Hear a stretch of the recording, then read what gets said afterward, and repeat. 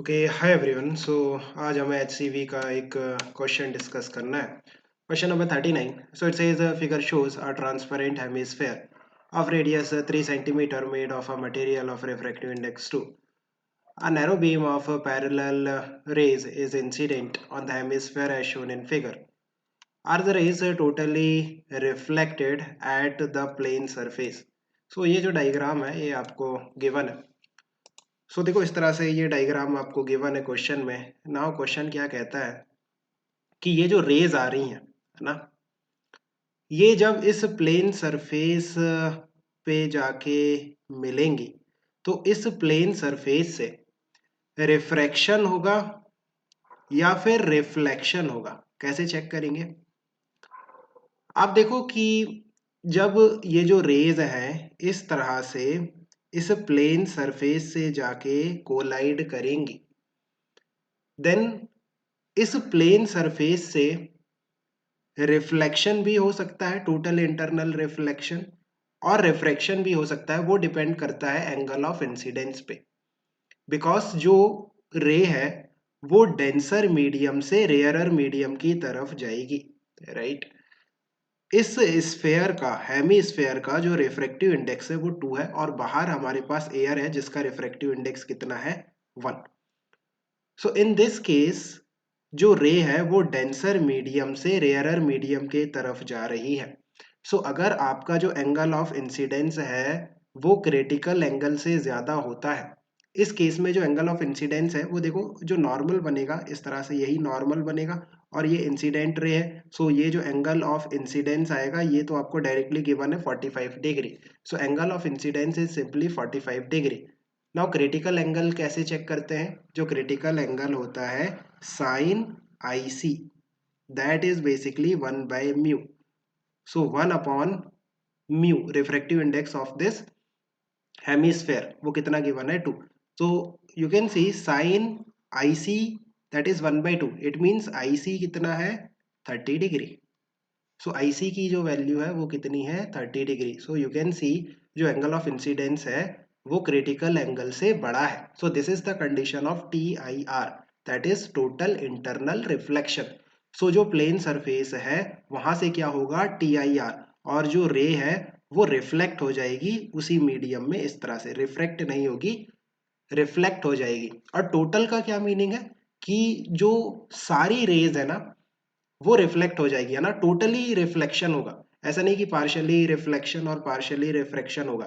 That's why यहाँ पे total word आता है, बिकॉज टोटल रिफ्लेक्शन होता है, रिफ्रैक्शन नहीं होता, टोटल रिफ्लेक्शन।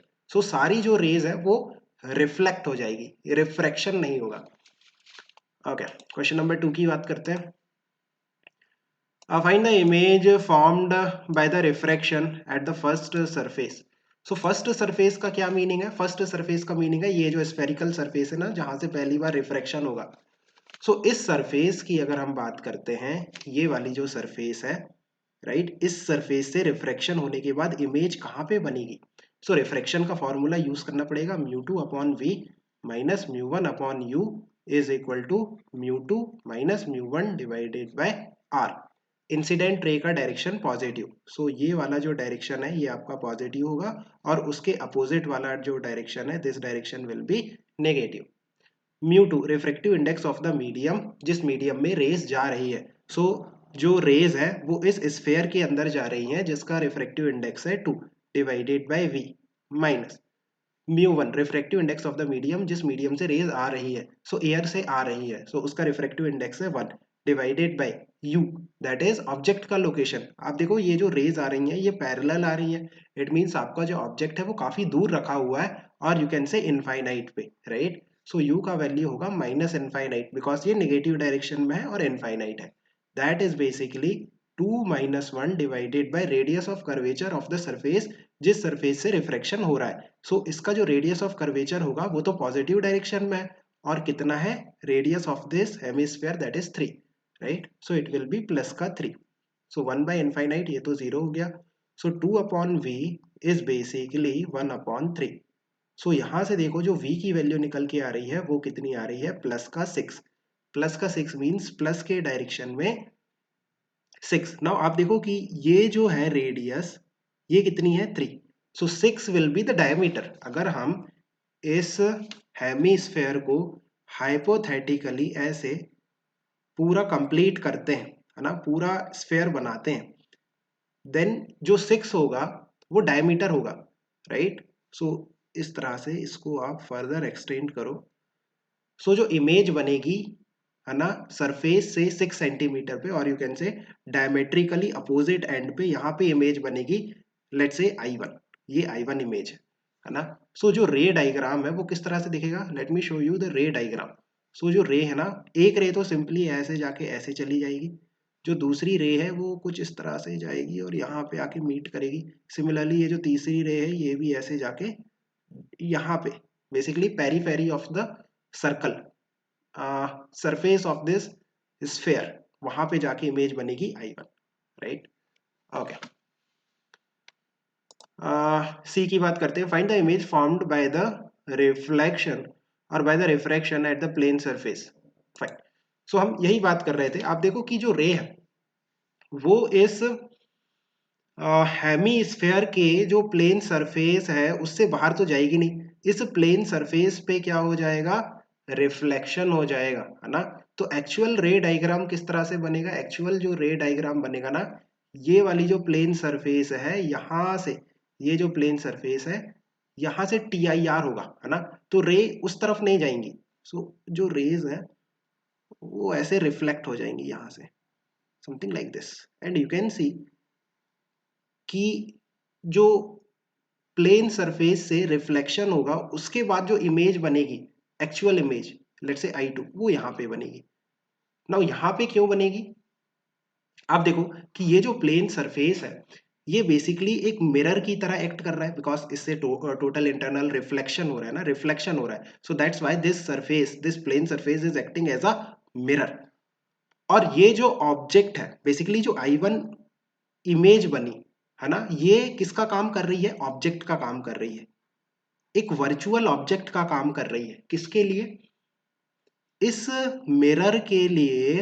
ये जो I1 है ये एक वर्चुअल ऑब्जेक्ट का काम कर रहा है। सो वी कैन सी कि जो प्लेन मिरर होता है ना, वो जो प्लेन मिरर है उससे ऑब्जेक्ट और इमेज दोनों का डिस्टेंस बराबर होता है, राइट। और सिमेट्री से भी आप कह सकते हो कि ये जो I2 बनेगा, है ना, ये भी बिकॉज I1 जो था इस सर्कल के पेरीमीटर पे, पेरीफेरी पे था। सो I2 भी इस सर्कल की पेरीफेरी पे होगा। आप सिमेट्री से भी कह सकते हो इस तरह से, राइट। बिकॉज ऑब्जेक्ट और इमेज का डिस्टेंस सेम होता है फ्रॉम द प्लेन सरफेस, और ये सर्कल जो है, और ये जो प्लेन मिरर है, this is the diameter of the circle. I think you have understood. Okay, so I2 will be the final image formed, right. और क्या बताना है, find the image formed by the reflection or refraction at the plane, trace qualitatively the final rays as they come out of the hemisphere। okay, so final ray diagram बनाने की कोशिश करते हैं। so कुछ इस तरह से बनेगा, ये रे ऐसे जा रही थी, ऐसे ऐसे ऐसे, ये रे कुछ ऐसे जा रही थी, समथिंग लाइक दिस, राइट। और फिर यहाँ से TIR हो गया तो ये रेज कुछ इस तरह से गई, ये इस तरह से, यहाँ से ये ऐसे जाएगी और ये कुछ ऐसे जाएगी, देन इस तरह से ये बाहर निकल जाएंगी, काइंड ऑफ डाइवर्जिंग, है ना, यहाँ से डाइवर्ज होते हुए बाहर निकलेगी। यहाँ पे आपका फाइनल इमेज बनेगा I आफ्टर TIR, और फिर जो रेज है इस तरह से डाइवर्ज होते हुए बाहर निकल जाएंगे। So I think you have understood, keep working hard, best of luck, let me know if you still have any confusion.